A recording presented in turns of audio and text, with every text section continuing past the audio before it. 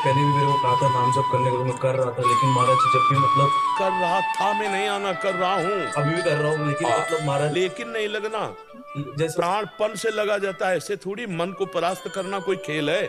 जब तक वो मुझे तो टेंशन होता रहता है जो, कौन सा टेंशन, खाली जगह टेंशन, भरी जगह तो टेंशन कहाँ। जैसे महाराज जी जैसे मैं मतलब 2 साल से कोटा में तैयारी कर रहा हूँ, अभी ये मतलब 2 साल से नहीं हुआ, अभी ये तीसरा साल, इस बार भी नहीं होगा तो क्या होगा। कुछ नहीं, वही एक क्षेत्र है।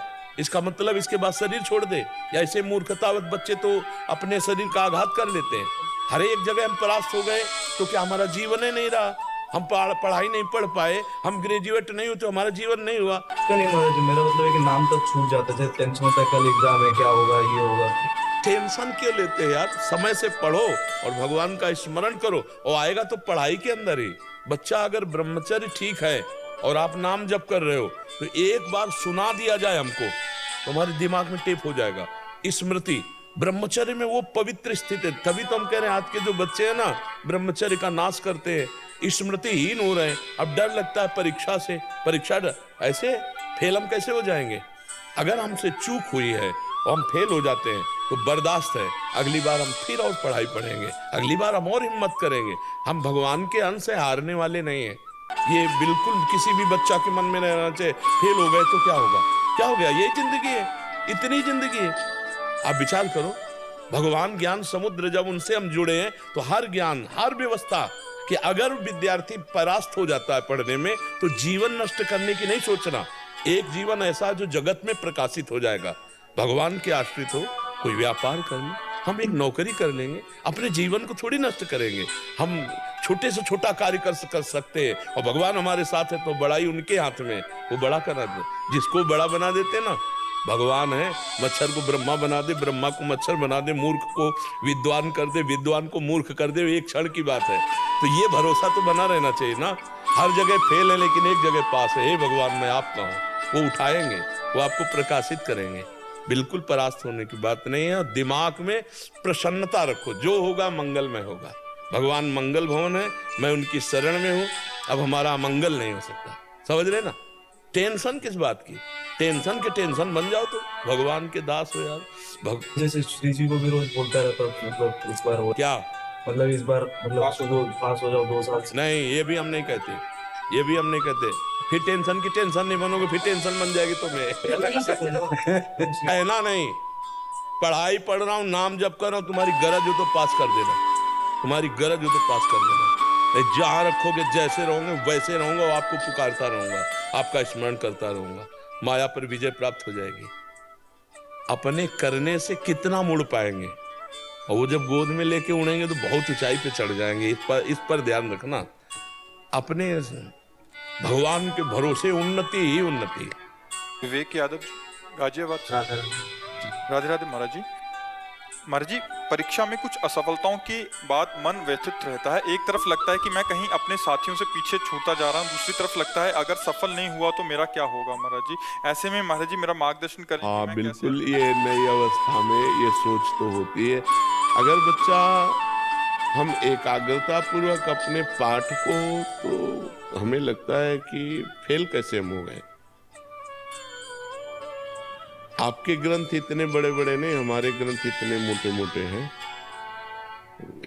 स्वाध्याय हर चीज का 10 साल पहले पढ़ा होगा, अगर वो बात पूछोगे तो अभी 10 मिनट में पूरी उसकी व्याख्या करके बता देंगे। अगर आप प्रयासरत हो, प्रयत्नरत हो, तो अपने विषय में असफल कैसे हो जाते हो?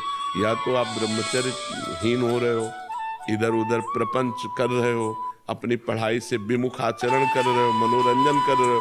नहीं तो बच्चा, अपने चैप्टर को हमें 1 साल दिया जाता है, 1 वर्ष दिया जाता है अपने चैप्टर को कंठस्थ करने के लिए, पुष्ट करने के लिए।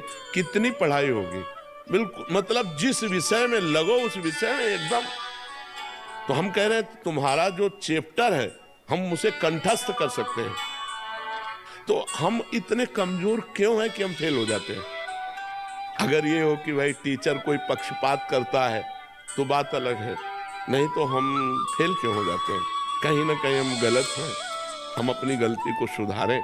और असफलता मिलना सफलता का एक प्रतीक है कि हमें और जोश आना चाहिए। आप जीवन में कभी असफल नहीं होंगे। रात दिन पढ़ाई करो, ब्रह्मचर्य से रहो, भगवान का नाम जप करो, माता पिता की आराधना करो। कौन सी उन्नति जो तुम्हारे चरणन चूम ले, कौन सी उन्नति जो चरणन चूम ले।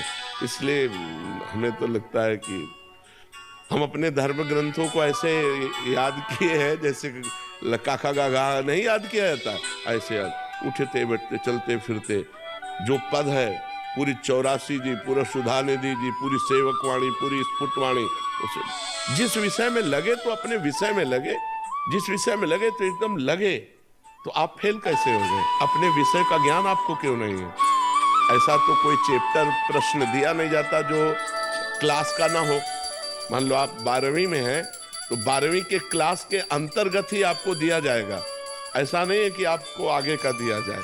आप जितनी क्लास में पहुंचते जाएंगे योग्यता उतना ही आपको प्रश्न दिया जाएगा। तो हमको अपने चैप्टर को घुस करके घुन की तरह लगना चाहिए। जैसे गेहूं में घुन लग जाता है ना, पूरा खोखला कर देता है, ऐसे में अपने चैप्टर में लग करके पूरे चैप्टर को अपने माइंड पे बैठा लेना चाहिए। हमारा माइंड बहुत विस्तार से है, अनंत जन्मों के संस्कार भरे हुए हैं, छोटी सी चिप में मन की अनंत जन्मों के। तो ये सब पूरा आपको भर लेना चाहिए। कहीं ना कहीं आप प्रमाद कर रहे हैं, कहीं ना कहीं आप त्रुटि कर रहे हैं, उसको संभालिए, नहीं तो ये निराशा ऐसी बढ़ जाएगी कि जीना मुश्किल हो जाएगा। बच्चे अभी बच्चे हैं ना, अब जैसे देखा कि जैसे इन्होंने कहा हमारे दोस्त सफल हो रहे हैं, तो दोस्तों के सामने नीचा, घर परिवार में जाने पर कि यार हमने यार इतने रुपए लगाए और तुम फेल हो गए, यार ठीक नहीं है। अब वो अंदर से इतना घुट जाता है कि उसे एक रास्ता दिखाई देता है। ऐसे कोटा में बहुत से बच्चे जो करते हैं उसका कारण है कि उनको एक रास्ता नजर आता है कि अब मित्रों में कैसे जाऊं और घर के परिवार वालों को कैसे मुंह दिखाऊं। हर जगह ये आता है कि फेल फेल फेल, तो इससे अच्छा है कि हम कर लेते। कोई रास्ता थोड़ी है, आप भूत प्रेत बनोगे, फिर नाना प्रकार के और दुख भोगोगे। हमें चाहिए कि हम अपनी गलतियों का सुधार करें। मोबाइल में रील देखने में समय बर्बाद न करें, गेम देखने में बर्बाद न करें, गर्लफ्रेंड बॉयफ्रेंड वाली झंझट में ना पड़े, इस प्रपंच में ना फंसे। अगर आप सही से चलो और ब्रह्मचर्य धारण करो तो ब्रह्मचर्य में इतनी सामर्थ्य है कि सब कुछ याद हो सकता है, बच्चा सब कुछ याद हो सकता है। महाराज जी, इस कलयुग में विद्यार्थी जीवन में ब्रह्मचर्य का पालन नहीं हो पाता महाराज जी, क्रोध भी गिरा देता है, मलिन मन साफ कैसे करें? कि आज हमारी जो नौ पीढ़ी है वो ना शास्त्र स्वाध्याय कर रही है और ना संतों के वचन सुन रही है, ना माता पिता की आज्ञा में रह रही। तो अनुशासनहीनता सदैव पतन का मार्ग पुष्ट करती है। अगर हम अनुशासित जीवन व्यतीत करें तो उन्नति का मार्ग हमें मिल सकता है। माता पिता का अनुशासन, शास्त्र का अनुशासन, संत गुरुदेव का अनुशासन, तो हम आगे बढ़ सकते हैं। तो पहले क्या था कि नवीन बच्चों को परिवार से अलग करके गुरुकुल में रखा जाता था, जिससे वहाँ उनको ब्रह्मचर्य की त्रिकाल संध्या, भगवत आराधना, वैदिक सिद्धांत, मनुष्य जीवन की उन्नति के क्या क्या लक्षण होने चाहिए, अवनति किन किन कारणों से होती है, वो सब ज्ञान होता था। अब अध्यात्म की तो शिक्षा हो ही नहीं रही है, आधुनिक शिक्षा ही हो रही है। आधुनिक शिक्षा में इतनी क्षमता नहीं है कि वो हमारे मन को रोक सके। आधुनिक शिक्षा में इतनी क्षमता नहीं है कि हमारे मन को रोक सके या शांत कर सके। ये केवल आध्यात्मिक शिक्षा में ही दम है। तो आध्यात्मिक शिक्षा विहीन आधुनिक शिक्षा में अब वो अपने माता पिता का अपमान करना, नाना प्रकार की क्रियाओं द्वारा ब्रह्मचर्य को नष्ट करना, व्यसन करना, इसमें हमारी नई समाज बढ़ती चली जा रही है। आप देख लो, छोटे छोटे बच्चे हस्तमैथुन का शिकार हो रहे हैं, छोटे छोटे बच्चे गंदे वीडियो देख करके बॉयफ्रेंड गर्लफ्रेंड, छोटे छोटे बच्चे व्यसन करने लगे हैं। अधिकतर जो माता पिता के अनुशासन में नहीं है, जो शास्त्रों का अनुशासन पालन नहीं करते, तो इसलिए आज जरूरत है अध्यात्म शिक्षा की। अगर हम अपने बच्चों को थोड़ा शास्त्र श्रवण कराएं, थोड़ा नाम जप कराएं, पवित्र भोजन पवाएं और उनको मित्रवत व्यवहार के द्वारा समझावें कि ऐसे ऐसे गंदे आचरण वाले मित्र मिले तो इनसे दूर रहे। ऐसा छूना, ऐसा करना, ऐसा देखना ये निषेध है, तुम्हारे जीवन को गिरा देगा। नहीं तो छोटे छोटे बच्चे पतित होते चले जा रहे हैं। जो हमारी एकाग्रता विद्या अध्ययन में लगनी चाहिए, जो हमारी एकाग्रता सामाजिक सेवा में लगनी चाहिए, वो एकाग्रता हमारी नशे में और व्यभिचार में जा रही। हम कह रहे हैं फ्रेंड बनाना कोई पाप नहीं है, लेकिन व्यभिचार करना पाप है। फ्रेंड बनाओ, खूब घूमो, खूब आनंद लो, कोई परेशानी, लेकिन गंदा आचरण मत करो। अगर गंदा आचरण करोगे तो वही तुम्हें डिप्रेशन में पहुंचाएगा, एक दूसरे का मतलब जीवन पतित हो जाएगा। आगे चल करके आपको एक ही रास्ता दिखाई देगा, या तो घोर व्यसन में पड़े रहना या सुसाइड कर लेना। आप देखना क्यों? क्योंकि मनचली वृत्ति एक जगह टिकती नहीं है। तो चला भी है समाज में बॉयफ्रेंड ब्रेकअप,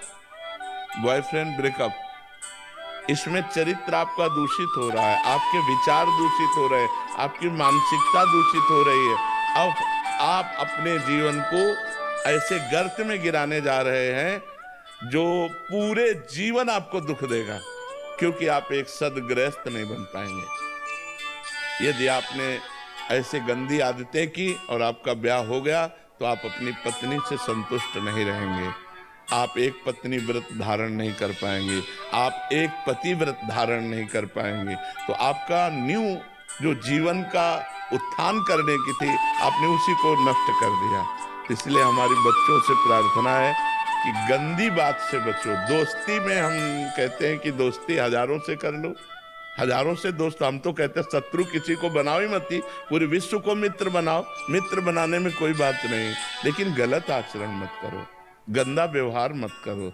जब तक ब्याह ना हो जाए तब तक ब्रह्मचर्य का पालन करो, माता पिता की आज्ञा में रहो, ऐसे बिल्कुल गंदे आचरण नहीं। तो ये हमारे समाज का स्वरूप बिगड़ता जा रहा है। इसे आप ही लोग मिलकर संभाल सकते हो, माता पिता। और अगर आप सुधरो तो सुधर गए समाज। हम दूसरे को सुधारने की चेष्टा न करें। यदि हम अपने को व्यसन और व्यभिचार रहित बनावें तो हमारा समाज सुधर जाए। अगर हम एक एक आदमी सुधरना चाहे तो समाज सुधर जाए, लेकिन सुधरने के पक्ष में बहुत कम लोग हैं और बिगाड़ने और बिगड़ने के पक्ष में बहुत सहजता है ना, उसमें सरलता है। सुधरना चढ़ाई चढ़ना है और बिगड़ना फिसलना है। फिसलने के लिए सब तैयार है और फिसलाने के लिए तैयार है, लेकिन चढ़ने और चढ़ाने के लिए अध्यात्म की तरफ, धर्म की तरफ, पवित्रता की तरफ ये बहुत कम रह गए हैं समाज में, जो ऐसा चलना चाहे।